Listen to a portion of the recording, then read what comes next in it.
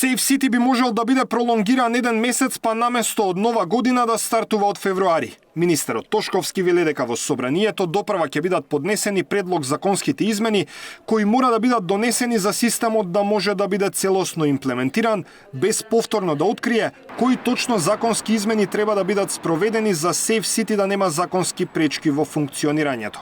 Во меѓувреме, ќе се користи овој тест период за да се видат слабостите и маните на системот, но и за дебата во јавноста, па кога ќе се пушти, државата да биде целосно подготвена. Може би граѓаните ќе оценат дека е потребно уште месец дена да имаме за адаптација, може би тоа ќе биде подобро како техничко решение за имплементирање, може би ќе продолжиме уште месец дена плюс, се со цел да го допровериме суштински, да сме целосно сигурни дека тоа е тоа, граѓаните да бидат целосно запознаени, да се отворат теми за дебата повеќе во јавноста, но секако дали ќе биде први или ќе биде први втори, тоа е небитно. Меѓу работите што треба да бидат дебатирани е дали да се остави секое надминување на брзината да биде санкционирано или да се остави простор за отстапки од 10% од максимално дозволената брзина. Има примери во Европа каде што нема никаква толеранција, како што е Швајцарија, Белгија и некои други држави. Има примери во Европа каде што имаме дозволена толеранција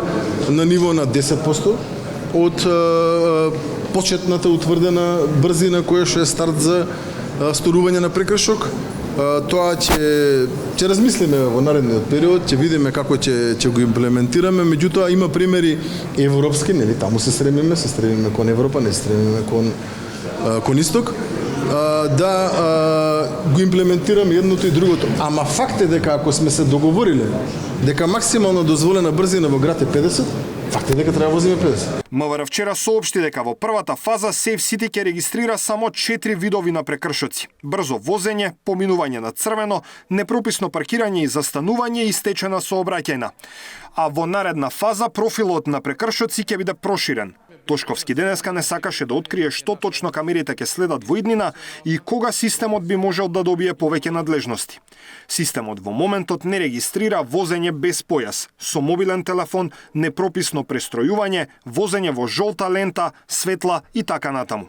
За само 24 часа, камерите за автоматско регистрирање регистарски таблички забележале фрапантни 110.000 прекршоци на територијата на Скопје. Катастрофална бројка.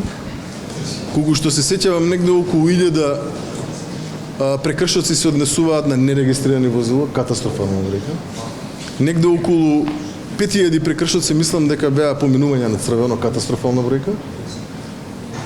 И за оваа бројка не ме држате збораме тука негде, сигурно е во илјадници, но најстрашното е што негде над 90% од вкупната бројка, ако не и повеќе, е пречекорување на брзина. Нема толеранција за неприлагодена брзина, вели премиерот Мицкоски, дополнувајќи дека е свесен од и Safe City би можел да има политички реперкусии. Некои велат тоа ќе донесе критика за владата, тоа ќе донесе силен политички удар. Јас велам, подготвени сме тој политички удар да го